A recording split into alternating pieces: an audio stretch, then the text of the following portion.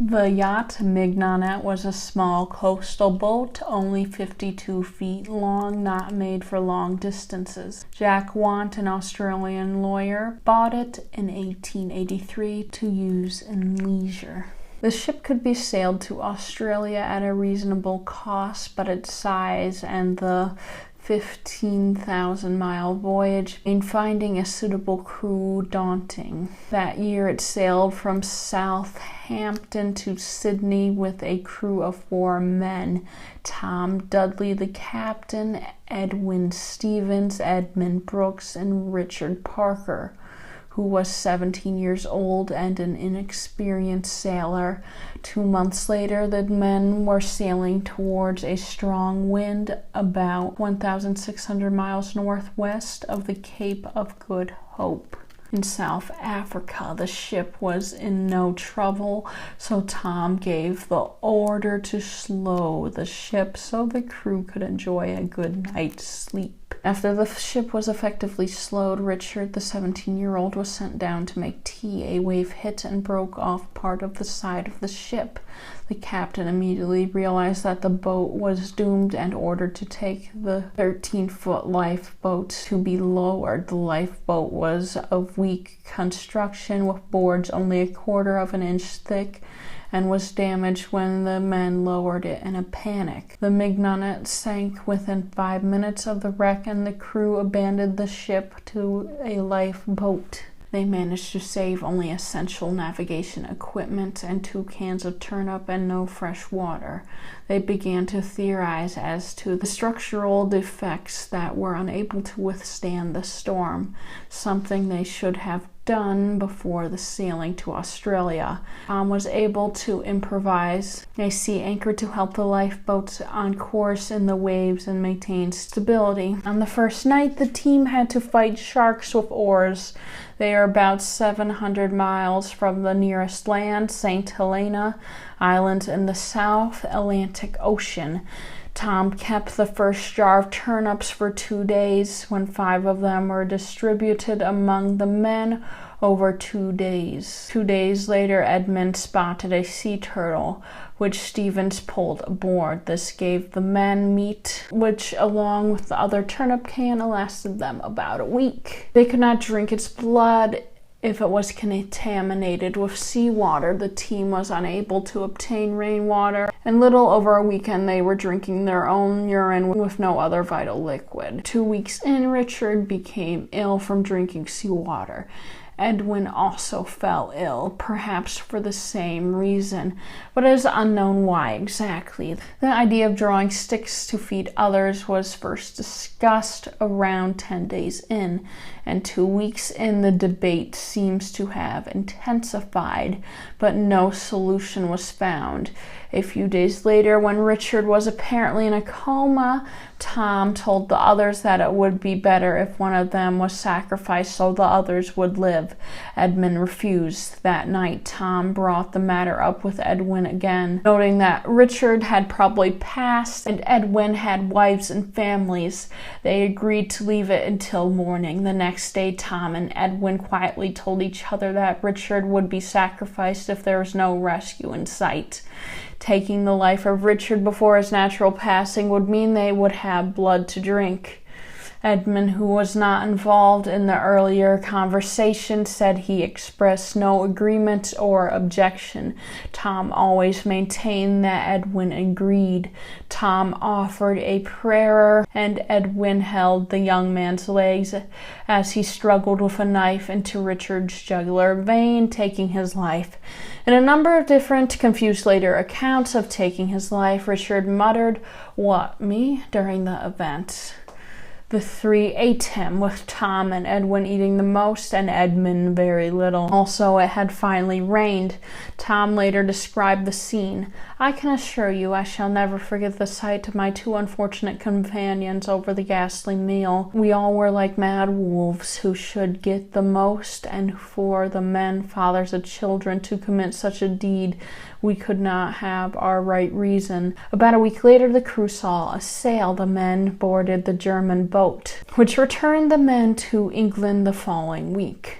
On reaching England, the survivors went through customs. Tom and Edwin believed that they were protected by a custom of sea. A policeman was nearby and overheard the statement made to the customs officer. He later questioned Tom about the means by which he'd taken Richard's life, taking custody of the knife and promising to return it. While the survivors were making arrangements to rejoin their families, the men were detained. The police officer sought warrants for the men's arrest for crime on the high seas, which he obtained later that day from the mayor. Tom, Edwin, and Edmund were held in the police station until they had to appear in court 2 days later. It seems that Tom was confident that the judges would throw out the charges. By the time they appeared in court, public opinion in the town was behind the defendants, especially after Richard's brother Daniel, also a sailor, arrived in court and shook hands with the trio. The bail was granted and the three men returned to their homes when the case began to appear in the British and international press. It soon became clear that the agreement was on the defense side, though public opinion was not taken by town law officials and wanted more trial. A lawyer only in practice for 6 years, but an expert in shipwreck investigations, received the information from the prosecutor, but soon found that the public opinion and lack of evidence created enormous difficulties. The only witnesses were the three defendants themselves, and their rights are unlikely to stand in the way of a formal trial. The content of the crime reports was apparently insufficient to convict. The jurors deliberated. The lawyer told the court that he did not plan to offer evidence against Edmund and asked for his release so he could be called as prosecution witness. The court found Dudley and Stevens guilty of taking someone's life, calling for their execution, but the Queen pardoned their sentence, releasing them after 6 months in prison. Because Brooks refused to consent to the crime, he was not tried. Members of the Old Christians Club, an amateur rugby team from Uruguay, were scheduled to play the Old Boys Club of England in Santiago, Chile. The team was to fly over the Andes to Santiago. There were 40 passengers and 5 crew members on board. The plane was flown by an experienced Air Force pilot with over 5,000 flight hours, accompanied by a co-pilot. There were 10 extra seats, so the team decided to invite some friends and family members. When someone canceled at the last minute, a woman bought the last seat to attend her daughter's wedding. The plane left Uruguay on October 12, 1972, but a storm over the Andes forced them to take an unplanned stop in Argentina. Although there is a direct route 200 kilometers west that would take them from their current location to Santiago, the high mountains require the plane to fly at an altitude of 25,000 feet, very close to the plane's maximum flight altitude of 28,000 feet. Since the plane was fully loaded, that route would have required the pilots to calculate fuel consumption very precisely and avoid mountains. Instead, aircraft of this type tended to fly at a longer 600-kilometer, 90-minute U-shaped route. The next day, conditions over the Andes did not improve, but changes were expected later in the afternoon. The pilot waited and took off at 2:18 p.m. on Friday, October 13th, radioing his location to the airport he would be landed at, telling them at 3:20 they would reach the air traffic control point, which monitors travel across the Andes. The pilot had previously flown over the Andes 29 times. During that flight, he trained his co-pilot, who was at the controls. As they flew over the Andes, clouds covered the mountains. The aircraft was 4 years old and had 800 engine hours. It was considered underpowered by some pilots and was referred to as a lead sled. Due to cloud cover, the pilots were flying at an altitude of 18,000 feet and were unable to visually confirm their position. Although some reports claim that the co-pilot misjudged his location, he relied on radio navigation. The plane had to travel another 60 to 70 kilometers to reach the city. However, at 3:20 p.m., shortly after they went through the air traffic control check, the co-pilot contacted Santiago and informing that he expected to arrive a minute later. Flight time from the pass to the city, Crucio, is normally 11 minutes, but only 3 minutes later, the co-pilot told Santiago that they would pass Crucio and turn north. He asked air traffic control for permission to land. Santiago's air traffic controller, unaware that the flight was still over the Andes, allowed him to descend 12,000 feet. Subsequent analysis of their flight path revealed that the co-pilot not only turned too early, but turned 14 degrees when he should have turned 30 degrees. When the plane landed, strong turbulence flew the plane up and down. The plane hit a downdraft, which dropped it several hundred feet. And out of the clouds, the rugby players initially joked about the turbulence until some passengers noticed the plane was close to a mountain. The pilot began to ascend until the plane was almost vertical and began to stall and shake. Then the ground collision alarm sounded. The co-pilot used maximum power to gain altitude. Witnesses and evidence at the scene indicate the plane hit the mountain 2 or 3 times. The co-pilot was able to bring the nose of the aircraft up, but at 3:30 the plane went back down. The collision severing the right wing. Some evidence indicates that it was thrown back with such a force that parts of the plane were torn off. When the tail of the plane was severed, the reel of the fuselage also broke off, including the 2 rows of seats at the rear of the cockpit, leaving a massive hole in the back of the plane. 3 passengers, the navigator, and flight attendants were lost at this point. The aircraft continued forward and upward another 200 meters for a few more seconds when the left wing struck part of the mountain, tearing it off and causing propellers to cut through the fuselage and 2 other passengers to fall out. To clarify for the people as confused about plane anatomy as I am, the fuselage is the main body of the plane. The front of the fuselage flew straight through the air before sliding down a mountain at 220 miles per hour. When the plane hit the snow bank, the seats were ripped from the base and thrown forward. The impact destroyed the cockpit containing the 2 pilots. This instantly took the life of the pilot. An official investigation concluded that the crash was caused by pilot error in a controlled flight into terrain. The aircraft was 80 kilometers east of the planned route in the Andes between Argentina and Chile. Of the 45 people on board, 3 passengers and 2 crew members passed when the rear of the plane broke off. Lieutenant Raymond Martinez, Arvido Ramirez, Gaston Costamale, and Guido Magri. Seconds later, Daniel Schull and Carlos Valletta fell from the plane. Carlos survived the fall but rolled down a glacier, fell into deep snow, and suffocated. Passengers found his body on December 14th, 2 months later. At least 4 passed when the fuselage hit the snow bank, ripping the remaining seats from the plane, throwing them out. Crew physician Dr. Francio Nicola, his wife Esther Nicola, Eugenia Paredes, and Fernando Vasquez. Pilot Julio Ferreras was crushed. His head broke through the window. Co-pilot Dante Laguerra was severely injured and trapped in the crushed cockpit. He asked a passenger to find his gun to use on him, though the passenger refused. 33 survived, although many suffered injuries varying in severity. Roberto Canessa and Gustavo Zerbino, both medical students, acted quickly to assess the severity of people's injuries and treat those they could most help. Nando Paredes suffered a fractured skull and was in a coma for 3 days. Enrique Platero had a piece of metal stuck in his stomach, which when removed also took out a few centimeters of his intestine, but he immediately started helping others. Both legs of Arturo Nogueira were broken in several places.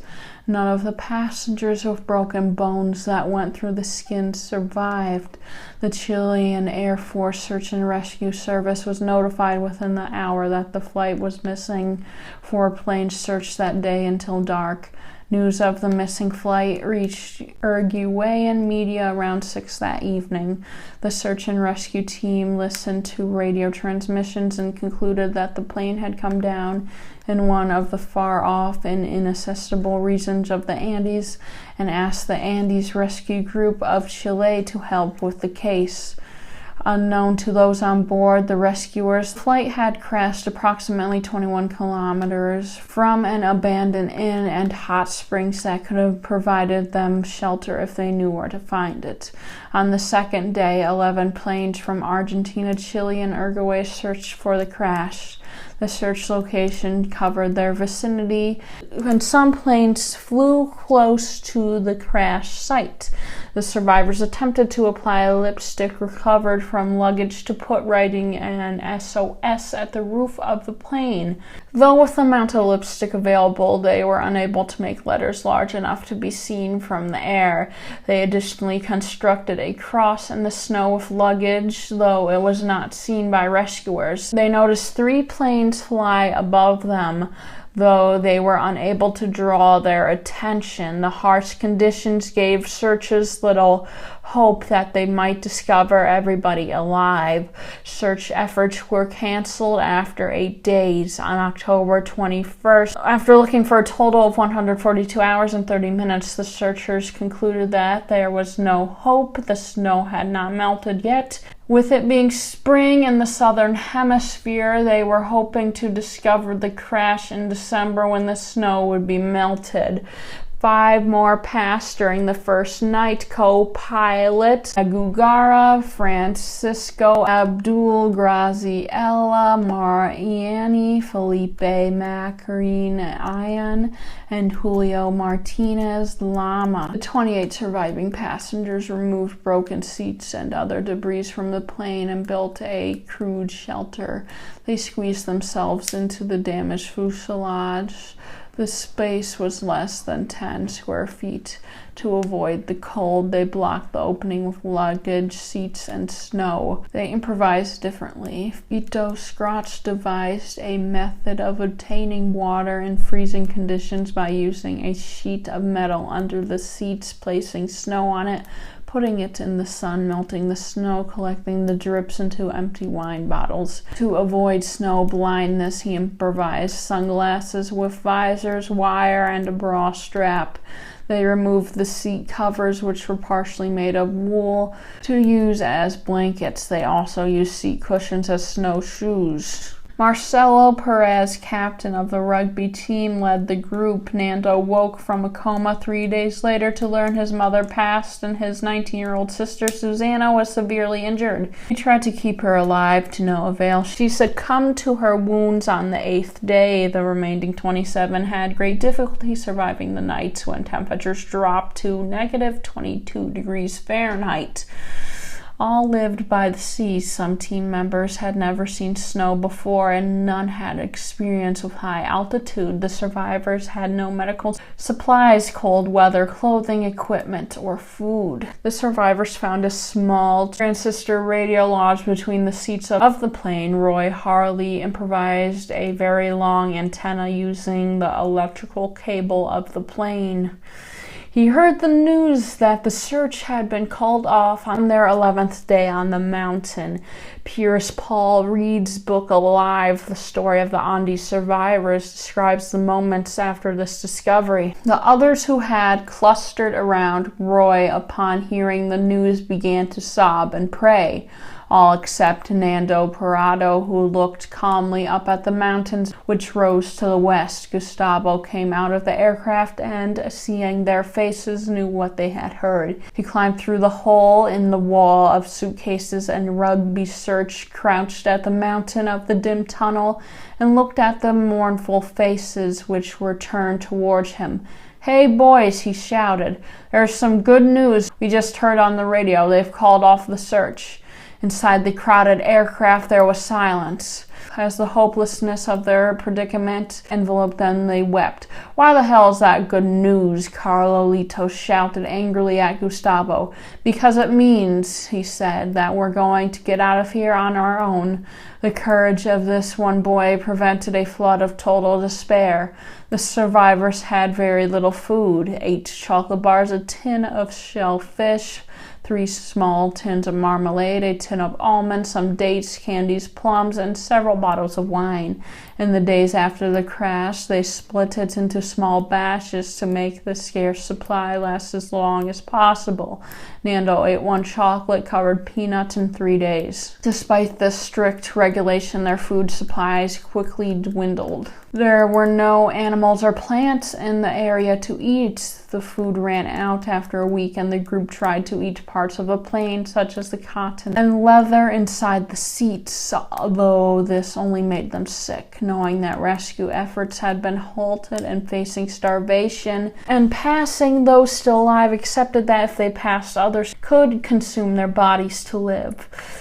When they had no choice, the survivors ate the corpses of their friends. Roberto later described the decision to eat the pilots and their friends and family members.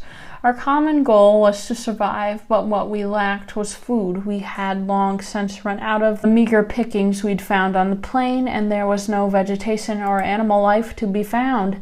After just a few days where we were feeling the sensation of our own bodies consuming themselves just to remain alive, before long we would become too weak to recover from starvation. We knew the answer, but it was too terrible to contemplate. The bodies of our friends and teammates preserved outside in the snow and ice contained vital, life-giving protein that could help us survive. But could we do it? For a long time we agonized. I went out in the snow and prayed to God for guidance.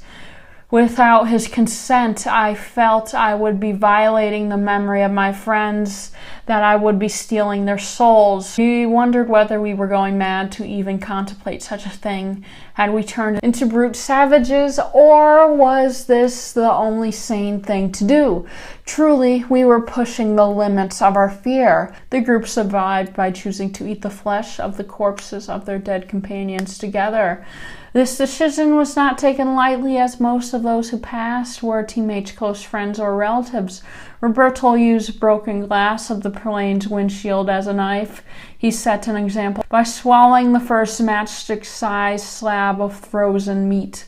Later, many others did as well. The next day, more survivors ate the meat offered to them, but some refused or could not keep it down. In his memoir, Miracle on the Andes, 72 Days on the Mountain, and My Long Trek Home, Nando wrote about this decision. At high altitude, the body's caloric needs are astronomical. We were starving in earnest with no hope of finding food, but our hunger soon grew so voracious that we searched away again and again. We scoured the fuselage in search of crumbs and morsels. We tried to eat strips of leather torn from pieces of luggage, though we knew that the chemicals they'd been treating with would do us more harm than good. We ripped open seat cushions, hoping to find straw, but only found inedible upholstery foam. Again and again, I came to the same conclusion.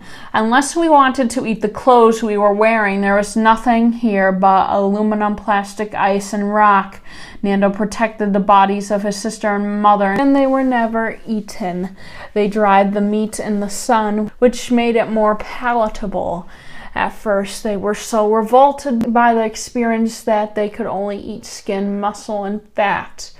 As meat supplies dwindled, they also ate hearts, lungs, and brains. All the passengers were Catholics. Some feared eternal damnation, according to Pires. Some rationalized the act of cannibalism under the Christian service, the body and blood of Jesus under the appearance of bread and wine. Others based it on the Bible verse in John 15:13. No man hath greater love than this, he lay his life for his friends. In the end, all who made the decision to cannibalize lived, although not all without reservations. Xavier Methal and his wife Liliana, the only surviving female passenger, were the last survivors to eat flesh. He had strong religious beliefs and only agreed to eat the meat after being told to consider it a Holy Communion. 17 days after the crash, near midnight on October 29th, the plane was hit by an avalanche while the survivors slept. It filled the hull and took the lives of 8 people. Enrique Paletro, Liliana Methel, Gustavo Nicolas, Daniel Masapan, Juan Mendez, Diego Storm, Carlos Roque, and Marcelo Perez. The death of Perez, the team leader and leader of the survivors, and the loss of Liliana Methel, who cared for the survivors like a mother and a saint, were extremely depressing for the survivors.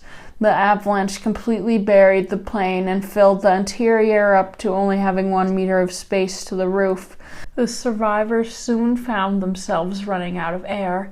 Nando found a metal pole in the cargo racks, and they were able to open one of the cockpit windows enough to poke a hole through the snow, providing ventilation. With considerable difficulty, they dug a tunnel from the cockpit to the ground on the morning of October 31st, but encountered a furious snowstorm that left them with no choice but to remain inside of the plane. The remaining survivors were trapped for 3 days in the extremely narrow space of the buried plane. Still with snow filling the majority, together with the bodies of those who passed in the avalanche with no other choice, on the 3rd day they began to eat the flesh of their recently deceased friends. Nando later said it was soft and greasy, streaked with blood and bits of wet gristle. I gagged hard when I placed it in my mouth. After the passing of Marcelo, their leader, 3 men, Daniel Fernandez, and cousins Eduardo and Fito Strauch, took leadership. They were responsible for collecting the meat of the dead and distributing it to others. Before the avalanche, the few survivors said their only way to survive was to climb over the mountains and seek help. The co-pilot reported that the plane had passed over Crucio. The group believed that the Chilean countryside was only a few kilometers to the west. They were actually almost 90 kilometers away, deep in the Andes. The snow that buried the plane gradually melted with the arrival of summer. Survivors made several short expeditions into the immediate vicinity of the plane in the first few weeks after the crash, only to find that the altitude sickness, dehydration, snow blindness, malnutrition, and the extreme cold at night made it impossible to travel significant distances. The passengers decided that a couple of members would seek help. Several survivors decided to join the expedition, including Roberto, one of the medical students, but others were unwilling or unsure of their ability to endure the physically grueling ordeal. Numa Torcati and Antonio Vizintin were chosen to accompany Roberto and Nando. However, Numa stepped on his leg and the bruise became infected, so he could not join the expedition. Roberto, Nando, and Antonio were the strongest and received bigger meals and warmer clothes. They were also spared the daily manual labor around the crash site that was essential to the group's survival so they could build up their strength. At Roberto's insistence, they waited almost 7 days to allow for a higher temperature. The expedition helped to make it west to Chile. But there was a large mountain to the west of the crash site, forcing them to go east first. They hoped that the valley they were in would turn around and allow them to begin walking west into Chile. At this point, they had been stranded in the Andes for a month. On November 15th, after walking east for several hours, the trio found the largely intact tail section of the plane, with the rear compartment about 1 mile east of the crash site and their camp inside, and nearby they found packages containing a box of chocolates, 3 steaks, and a bottle of rum, cigarettes, extra clothes, comic books, medicine, and the plane's 2-way radio. That night, the group decided to camp inside the tail. They made a fire and stayed up late reading comics. The next morning, they continued east. On the second night of the trip, their first night sleeping outside, they nearly froze to death. After some discussion, the next morning they decided it would be wiser to return to the tail, disconnect the batteries from the plane, and return them to the fuselage so they could turn on the radio and make an emergency call to Santiago.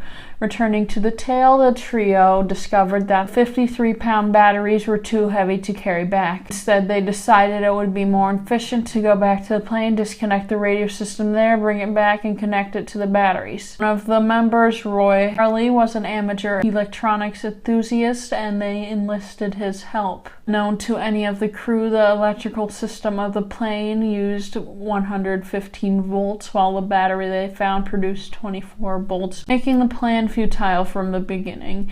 After several days of trying to get the radio to work, they gave up and returned to the plane, knowing they had to climb the mountain if they had any hope of survival.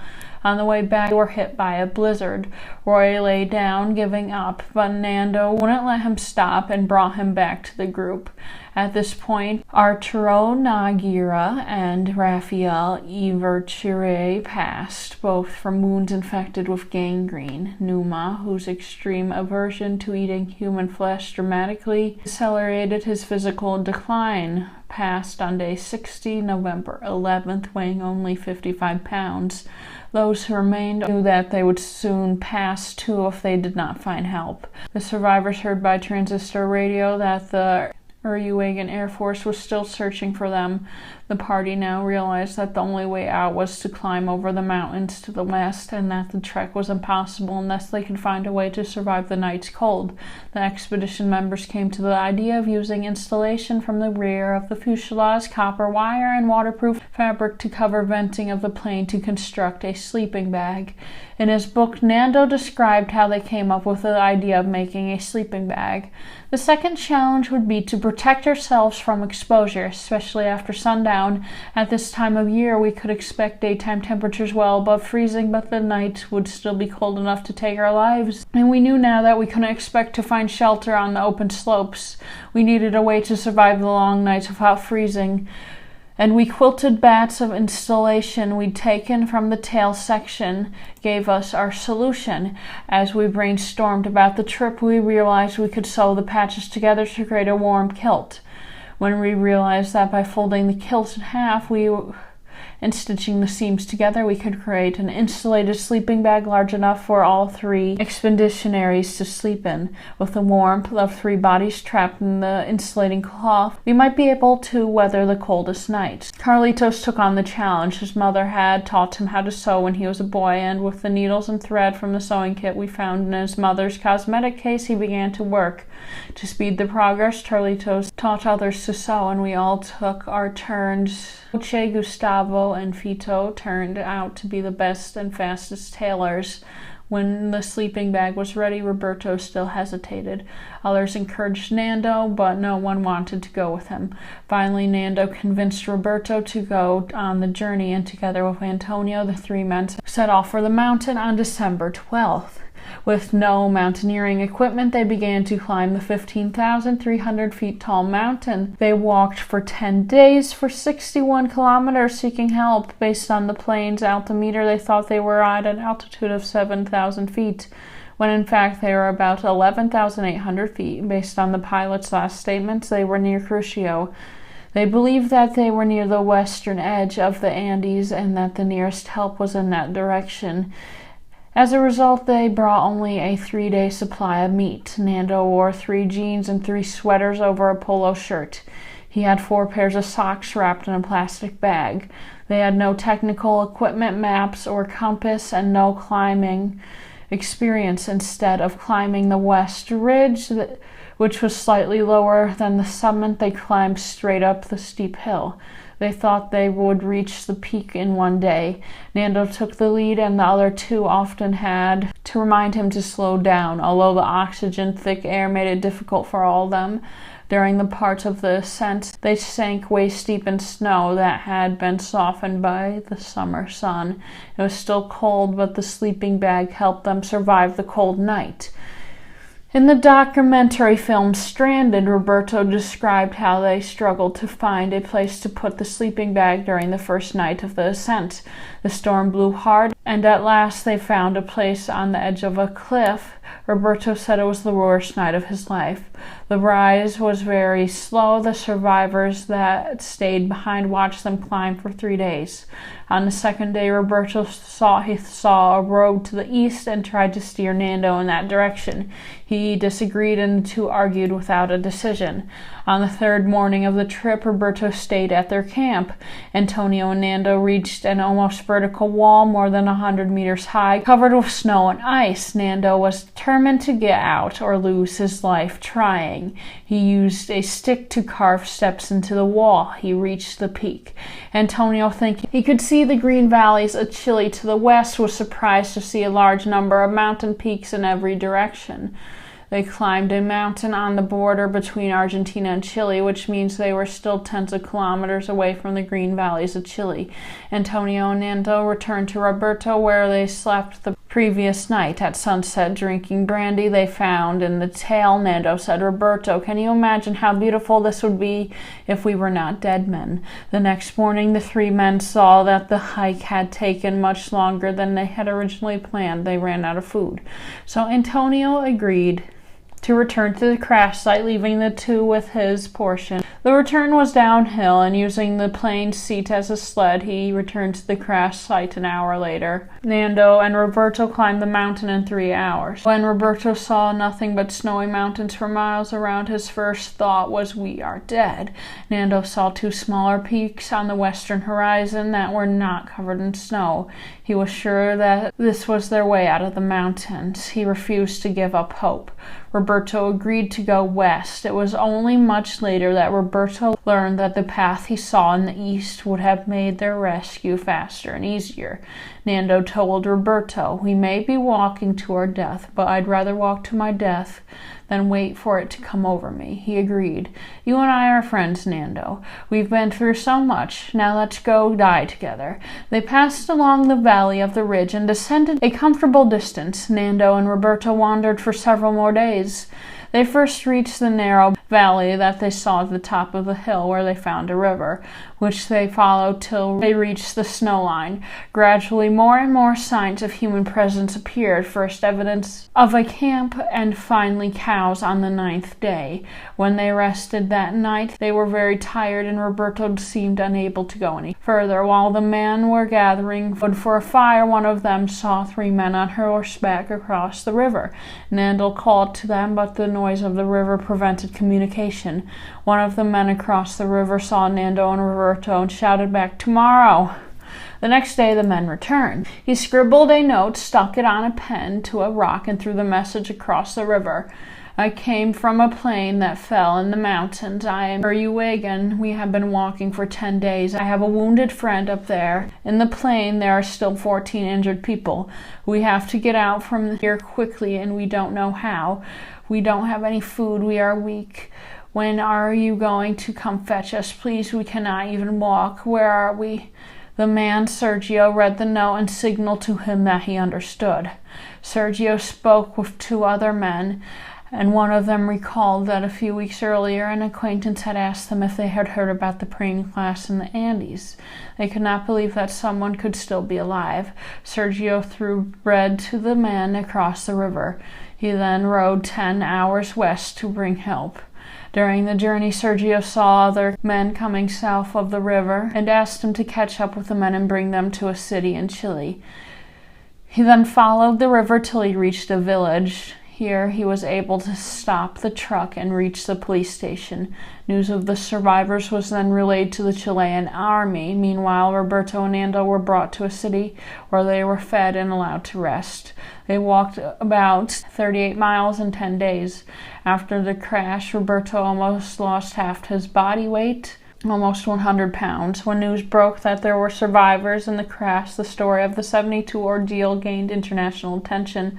A flood of international journalists began to travel to the area. Reporters insisted on interviewing Nando and Roberto afterwards regarding the accident and event. The Chilean Air Force provided 3 helicopters to assist in the rescue efforts. They flew in heavy cloud conditions to Roberto and Nando, where they were interviewed.